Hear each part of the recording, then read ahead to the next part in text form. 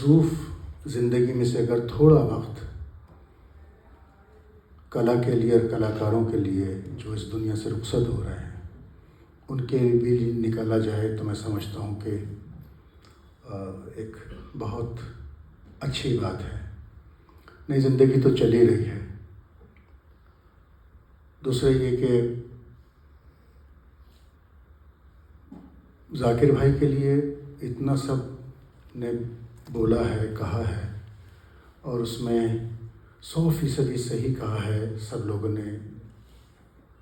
मैं उनके तबले के बारे में क्या बात करूं, मेरी इतनी तालीम नहीं है। मैं तो ख़ुद अपने आप को उनका एक शागिर्द मानता हूं, अब्बा जी का एक शागिर्द मानता हूं और मानता रहूँगा, क्योंकि उन्होंने न सिर्फ तबले में रास्ते दिखाए हैं बल्कि तबले के अलावा भी रास्ते दिखाए हैं हम लोगों को। मैंने जब उनको सबसे पहले देखा था 78-79 में, मैं 8th या 9th स्टैंडर्ड में था उस वक्त में मेरठ में, और संगीत रिसर्च एकेडमी का एक 3 दिन का फेस्टिवल हुआ था जो विजय अंकल ने ऑर्गेनाइज किया था। वहाँ पर आनंद स्वरूप सिंगल, एएस सिंगल, वो वहाँ पर उस वक्त में इनकम टैक्स कमिश्नर थे, जो बड़े डागर साहब के शिष्य थे जो कलकत्ता में रहते थे। तो उन्होंने उनको कहा होगा कि भाई यहाँ कुछ कीजिए, तो विजय अंकल पूरी टीम अपनी, जोग साहब और कानन साहब और जाकिर भाई, शिव जी, उस्ताद अमजद अली खान साहब, काफ़ी लोगों को लेके वहाँ 3 दिन का फेस्टिवल हुआ। तो जो सबसे पहले मैंने प्रोग्राम सुना था जाकिर भाई का, वो मेरठ में सुना था। पहला प्रोग्राम उस्ताद अमजद अली खान साहब के साथ में। ऐसा लग रहा था मुझे जैसे 2 फरिश्ते जन्नत से उतर के आ गए। एक के हाथ में सरोद है, एक के हाथ में तबला है। कमाल था। 79 में अमजद अली खान साहब की भी क्या शख्सियत, साजन भाई ने खूब देखा हमको, पंडित जी ने खूब देखा, और मुझे भी अच्छे से याद है। और एक तारीफ़ की बात उसमें थी कि जो ऑडियंस में से जितने लोग खान साहब को देख रहे हैं वो खान साहब को ही देख रहे हैं, और जितने लोग जाकिर भाई को देख रहे हैं वो जाकिर भाई को देख रहे हैं, इधर से इधर नज़र नहीं जा रही है। क्या जाकिर भाई का, क्या खान साहब का उस वक्त में औरा था। उस दिन जो मैंने, उसके बाद में अगले दिन शिव जी के साथ में सुना, तो वो भी दोनों ऐसे उस वक्त में भी, और क्या क्या क्या दिमाग पढ़ते थे वो, कलाकार का दिमाग पढ़ते थे। मैंने तो इतना शार्प तबला प्लेयर अभी तक नहीं देखा। जिनके साथ में वो बजाते थे उनका दिमाग पढ़ के, और जो उनका दिमाग सोचता था वो उंगलियों में आ जाता था। 10 उंगलियों में 10 आंखें थी। हमें तो अल्लाह ने 2 आंख दी है, उससे ही ठीक नहीं देख पाया आज तक। उनकी अल्लाह ताला ने उंगलियों में भी आंख दी थी। जो दिमाग सोचता था वही उंगलियां काम करती थी। सुभान अल्लाह, सुभान अल्लाह। क्या लोग, मेरे ख्याल से पता नहीं कितने हज़ार साल में पैदा हुए हैं वो, ये भी नहीं मालूम, और आगे कब होंगे ये भी नहीं मालूम।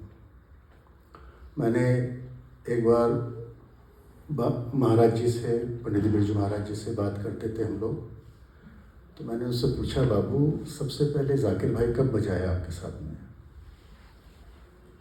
तो कहने लगे, एक बार शांता प्रसाद जी को गुदाई चच्चा नहीं पहुँचे बम्बई में, तो मैंने दीदी को कहा, सितारा दीदी को, कि गुदाई चच्चा नहीं पहुँचे।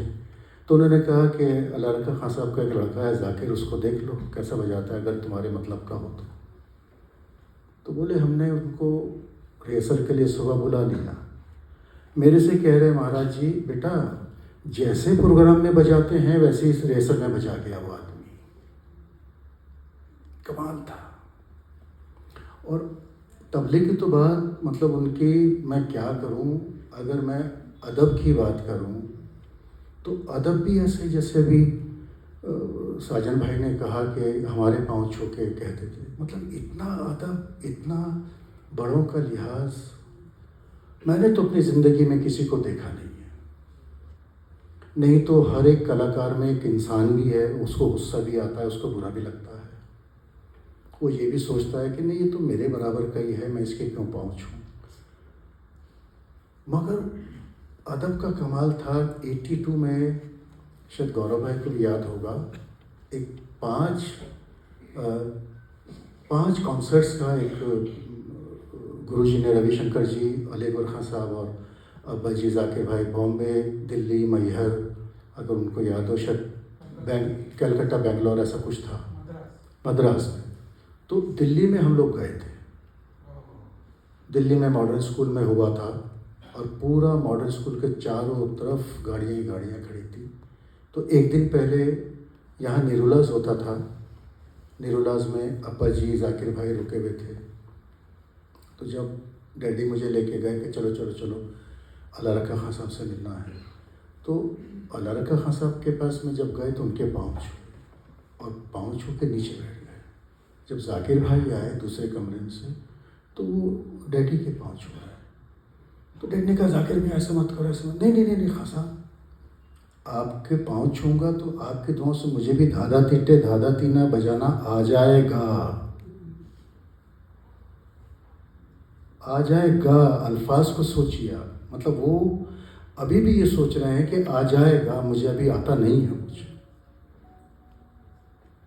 और सिर्फ अदब की अगर बात की जाए तो उस आदमी में कितना अदब अंदर था और उनमें कितना हम लोगों को दिया, मुझे लगता है अभी 10% भी हम लोगों ने उनको सुना नहीं। 90% तो वो अपने साथ ही ले गए। 90% शायद इसलिए ले गए कि दोबारा आएंगे तो बाकी का 90% सुनाएंगे हम लोगों को। खैर, बातें तो बहुत सारी हैं और मेरे दिल में उनके लिए कितना इज़्ज़त, कितना प्यार है, मेरे पास में अल्फाज नहीं है और आप लोग भी उस चीज़ को महसूस करते होंगे। बहरहाल मैं उनके लिए दुआ करता हूँ, उनके लिए भी, उनके बुज़ुर्गों के भी लिए, उनके वालिद साहब के भी लिए दुआ करता हूँ कि खुदा करे वो जन्नत में उनको जगह, आला मुकाम मिले। और ये भी दुआ करता हूँ कि एक बार फिर आए, वो एक बार हमारे बीच में फिर आके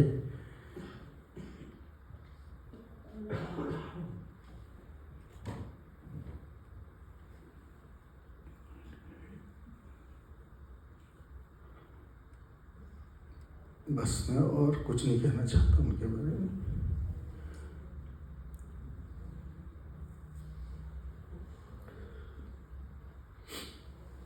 बहुत बहुत शुक्रिया, बहुत शुक्रिया।